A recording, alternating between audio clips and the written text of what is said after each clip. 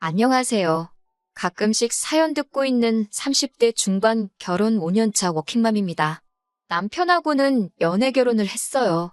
2년이라는 긴 연애 끝에 결혼했고, 결혼한 지도 어느덧 5년이 넘었습니다. 저 어려서부터 사업하시던 아버지 덕분에 부족함 없이 자라왔어요. 연애할 때도 경제적인 어려움 하나도 없었습니다. 남편은 저와 반대로 어렸을 때는 엄청 가난하게 보냈다고 합니다. 과거에 회사 다니시던 시아버지가 IMF 맞고 회사가 부도가 나서 실직을 하게 되셨고, 그 뒤로 다시 취직을 하지 못하시게 되면서 가족들이 길바닥에 나앉게 된 상황에 음식 솜씨 좋으신 시어머니가 반찬 가게에 취직을 하셔서 일을 하시며 생활비를 버셨다고 들었어요. 차츰차츰 원래 주인이 해서 내놓던 반찬보다 어머님이 곁다리로 한두 개씩 해놓은 음식들을 찾는 손님이 많아지면서 가게에서 중요도가 오르셔서 월급을 많이 올리셨다고 들었고, 저와 남편이 연애 막바지쯤, 그러니까 결혼을 준비하던 시기에는 그 가게를 시어머니가 인수를 하시네 만에 이런 이야기가 나오고 있었습니다. 덕분에 결혼할 때 시댁에서는 돈이 조금 필요한 상황이라 지원을 많이 받지는 못했어요. 시아버지가 심지어 퇴직금 받은 것에 더불어 같이 사업하자는 전 직장 동료에게 속아 넘어가 빚부증까지 서게 되었고, 그 빚을 갚고 있느라 남편도 당시에는 모아놓은 돈이 많은 편은 아니었었습니다. 그나마 다행인 건 당시 저희 부모님이 여유가 있는 편이었고 저도 모아놓은 돈이 조금 있었다는 거예요. 사랑하는 사이인데 누가 돈을 더 해오는 게 뭐가 중요한가 싶었어요. 그때는 어차피 제가 결혼 후에 아이를 낳으면 남편 혼자서 벌어오는 수입으로 생활을 하게 될 텐데 한 집안의 가장이 되면서 평생을 일하는데 희생을 해야 했으니 당장 결혼 비용으로 누가 더 많이 쓰고 말고를 따지는 게 중요하다는 생각도 안 들었고요. 그렇다고 제가 모아놓은 돈이 억소리나게 많은 것도 아니고 친정 부모님이 아파트를 해결해 주셨지만 그것도 무슨 노른자 위 땅에 있는 몇십억짜리 집 해주신 것도 아니고 경기권 신도시 근처에 있는 지은지 조금 된 아파트 정도를 해주셨으니까요. 평생을 바쳐 일하게 될 남편 노동값에 비하면 크게 차이가 날 거라고는 생각하지 않았어요. 아직도 제가 일을 하고 있을 거라곤 그때 당시에는 생각하지 못했으니까요. 아이러니하게도 과거에 힘들었던 시댁은 반찬 가게를 실제로 인수하게 되면서 저희가 결혼 후에는 주변의 입소문까지 타게 되면서 장사가 엄청 잘 되게 돼요. 3년 만에 빚도 다 청산하시고 지금도 성황리에 장사 중인 상황입니다. 반대로 중국을 오며 가며 사업을 하시던 아버지 회사는 불경기 속에서 차츰 실적이 안 나오기 시작하더니 코로나 터지면서 완전히 망해버렸고요. 아버지 사업이 망하기 전까지는 저도 집에서 전업주부로 살고 있었는데 집안 상황이 어려워지니 제가 일을 안 할 수가 없더라고요. 아무리 결혼할 때 먹고 살만해서 저희한테 집을 해주셨다 한들 남편 외벌이 가지고는 친정의 생활비 명목으로 돈을 보내기도 눈치가 보였고 액수도 둘이 벌어먹고 살기에나 적당하지. 양가 부모님 똑같이 챙기면서 모으기에는 모자란 부분이 있었으니까요. 또 남편도 연애 때도 그랬지만 입에 돈 아껴야지, 절약해야지를 달고 살았는데 결혼 후에도 그 버릇이 고쳐지지는 않았어요. 어렸을 때 힘들게 자랐다고 하니 오죽 힘들었으면 그래도 한참 때인 나이인데도 저렇게 갖고 싶은 거 참고 쇼핑을 가도 세일 코너 아니면 쳐다보지도 않고 그러는 모습 보고 안쓰러웠던 적도 있었거든요. 그런데 이제는 그런 모습이 정말 지치고 짜증이 나기 시작하네요. 남편이 친정 가는 걸 너무 좋아하거든요. 시댁 가는 건 그렇게 싫어하면서 친정에는 오히려 먼저 나서서 가자고 합니다. 친정에 가면 어머니가 이것저것 막 퍼주시고 외식도 시켜주시고 그랬으니까요. 아직 우리가 신혼이던 초반에는 아버지 회사가 상황은 안 좋았어도 아예 망하지는 않았었으니까요. 저희만 갔다 하면 저희들 데리고 바로 장 보러 가셔서 저희들 필요한 장도 대신 봐주셨고 그날 저녁까지 반찬 이것저것 해서 다 싸주셨어요. 어머니가 이제 연세도 많고 하시니 저는 부담스럽기도 하고 저희 때문에 하루 종일 불 앞에 서 계시면서 반찬하는 거 보면 마음이 안 좋거든요. 제가 음식을 못하는 것도 아니고 말했다시피 결혼 초반에는 전업주부였으니까 제가 해먹으면 되는 거였으니까요. 그래서 하루는 친정 가자는 남편한테 오늘은 가지 말자고 했어요. 남편이 왜 안 가냐고 집에 지금 김치가 없다고 김치 받으러 가야 된다고 하더라고요. 그 말 듣는데 어이가 없어서 김치 그거 얼마나 한다고 남들도 다 돈 주고 사 먹는다고 하는데 우리도 돈 주고 사 먹자고 했어요. 그랬더니 생각이란 건 1초도 하지 않고 대번에 김치는 장모님이 해주신 거 가져와서 먹으면 공짠데 뭐하러 돈을 써가면서 먹냐고 하더라고요. 참나, 엄마 김치는 땅 파면 나오는 건가? 저게 30살 먹은 사람 머릿속에서 나올 수 있는 말인가 싶었습니다. 정말 냉장고에 김치만 있다면 아침 드라마에서 본 것처럼 김치로 싸대기를 한 대 날려주고 싶더라고요. 그리고 시어머니가 반찬 가게를 하시는데 왜 김치를 꼭 우리 엄마 김치를 먹어야 하냐고 따졌어요. 그랬더니 남편이 거기는 돈 주고 파는 것이지 않냐고, 돈 주고 파는 걸 공짜로 어떻게 가져가냐, 그건 도둑질이라고 하는 거다, 오히려 저를 가르치려 들더라고요. 지네 부모님 건 돈 주고 사야 된다고 그렇게 챙기는데 또 장모님 내서 가져오면 공짜 아니냐고 맛있게 처먹기는 다 처먹어 놓고 저희 엄마한테 감사하다고 선물이나 용돈 한 번 제때 준 적도 없어요. 한 번은 정말 저희가 부탁드린 적 없는데도 반찬통 커다란 것 여러 개 이것저것 싸가지고 찾아오셨어요.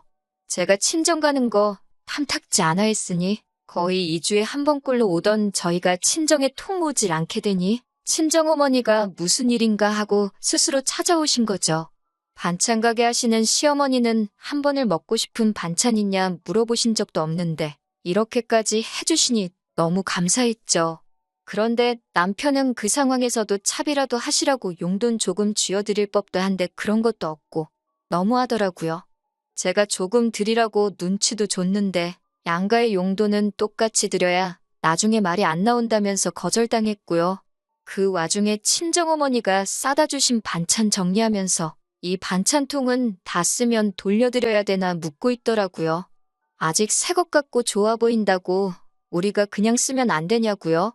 저는 그냥 그런 게 어릴 적에 힘들게 자라서 몸에 배어있는 아끼는 습관이라고 생각했습니다.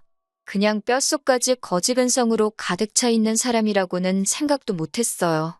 아버지 사업이 기울게 되면서 집은 많이 어려워졌지만 그나마 다행인 건 아버지 회사가 망하면서도 빚은 그렇게 많이 지지 않았다는 겁니다.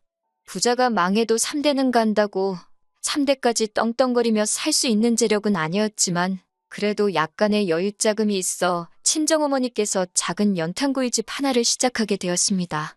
친정아버지는 사업 노하우를 가지고 계시니 다시 일어나 보겠다고 따로 일을 하시고 어머니 혼자 당장 필요한 생활비에 노후 준비 겸 해서 일하시고 계시는 상황이었어요.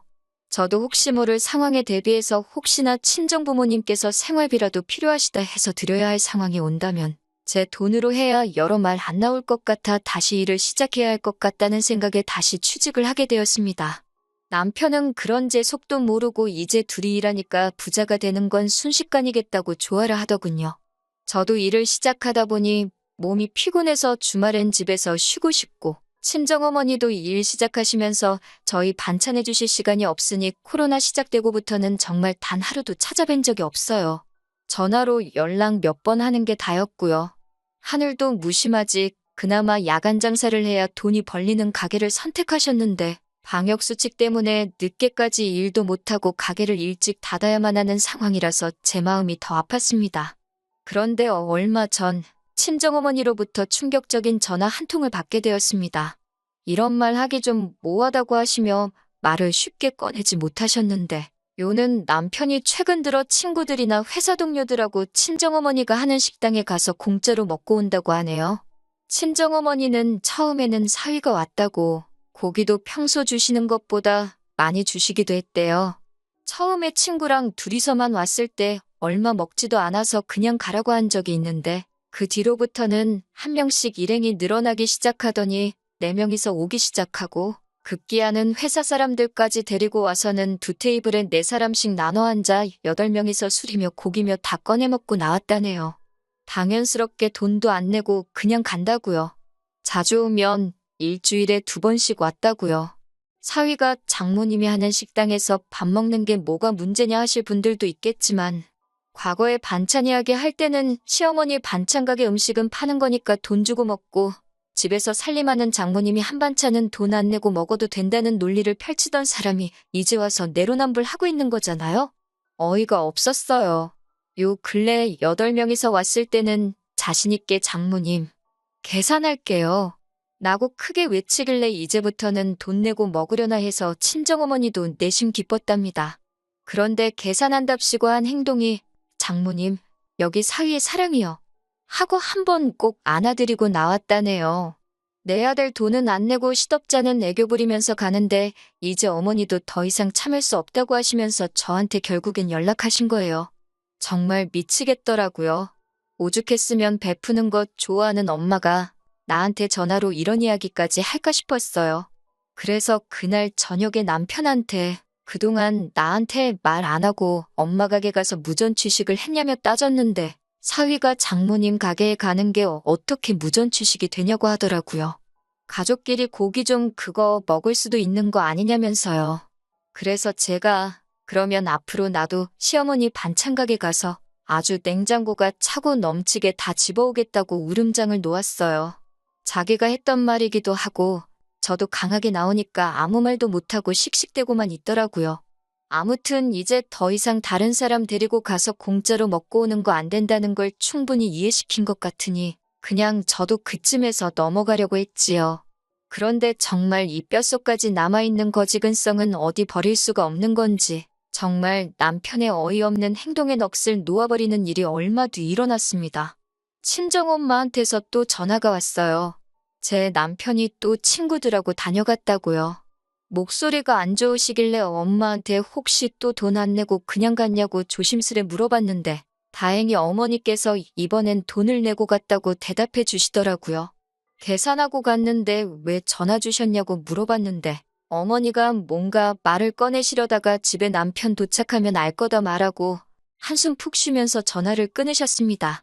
무슨 헛짓을 하고 왔는가 오만 가지 생각이 드는데 문 열고 들어오는 남편 보면서 아주 기절초풍하는 줄 알았습니다. 양손 가득 비닐봉지를 들고 들어오길래 뭔가에서 봤더니 엄마 식당에 셀프바에 있는 겉절이 김치를 싸가지고 왔더라고요. 이 미친 인간아, 이걸 왜 가져오냐 소리쳤더니 이건 엄연히 셀프바에 있는 공짜를 가지고 온 거라고 그게 뭐가 문제가 되냐는 식으로 당당하게 나오더라고요. 아침 드라마에서처럼 김치 가지고 싸대기를 날리지는 못했지만 그 봉지를 뺏어서 얼굴에다가 철푸덕 던져버렸어요. 봉지가 터져서 겉절이 김치로 범벅이 된 남편이 적반하장으로 밑반찬은 자기가 낸 돈에 포함된 거 아니냐고 하면서 뭐가 문제냐고 계속 큰 소리를 치고 있더라니까요. 더 어이없는 건 나중에 엄마한테 전해 들은 건데 친구들한테도 한 봉지씩 싸줬다고 하더라고요. 온갖 생색은 다 내면서요. 겉절이가 집에서 간단하게 만들기엔 김장보다 편하지만 식당에서 하는 건 김장 못지않게 어렵거든요. 거기에 요즘 경기에 사람 쓰기도 뭐해서 정말 주방일도 엄마 혼자서 하시는데 매일같이 한 달어이씩 하시는데 그걸 공짜라고 가지고 온 거예요. 남편한테 그 길로 당장에 부동산 가서 이 집 내놓고 팔리면 그 돈 친정엄마 드릴 거라고? 그러니까 너는 다시 니네 부모님 집에 가 있던가 하라고 했습니다. 멀쩡한 우리 집을 왜 파냐고 따지길래 이 집엔 네 돈 들어간 거 하나도 없으면서 무슨 낯짝으로 우리 집이라고 하냐고 따졌어요. 우리 집이라고 부르고 이 집 지키고 싶으면 당장 시댁에 가서 이 집값의 반을 받아오라고 그렇지 않으면 이 집에서 너랑 같이 사는 것도 다 끝이라고 해줬습니다. 그제서야 남편도 사태의 심각성을 깨달았는지 저한테 제발 그렇게 하지는 말자고 살살 빌더라고요. 하지만 저는 쉽게 끝낼 생각 없었어요. 앞으로 정상적인 결혼 생활을 유지하고 싶으면 당장 시댁에 가서 집값의 반을 받아오라고 저도 끝까지 고집을 부렸습니다. 그렇게 대판 싸운 뒤로 이제 반년이 넘었네요. 방역수칙도 완화되고 이제 늦게까지 장사할 수 있어서 엄마 식당도 어느 정도 궤도에 올라왔습니다. 현재 남편은 집세 명목으로 저에게 생활비를 제외하고도 한 달에 100만 원씩 따로 입금을 하고 있어요. 앞으로 60개월, 그러니까 5년간은 계속 저에게 달마다 100만 원씩 보내기로 했습니다. 친정어머니께서 보태준 돈의 반을 채우면 그때 가서 그만 받겠다고요. 이 돈이 다 모이면 엄마한테 줄 생각이에요. 목돈이 돼서 드리면 당연히 반대하실 테니 앞으로 천천히 친정부모님께 필요한 것들 제가 찾아다가 하나씩 사드릴 계획입니다. 아직 뼛속까지 물들은 남편의 거지근성이 100% 다 바뀌지는 않을 것 같아요. 처음에는 저도 시어머니 반찬 가게를 털어올까도 생각해봤는데 똑같은 사람 되는 것 같아 그건 싫고 남편을 사랑구실은 할 정도로 한번 바꿔보려고 합니다.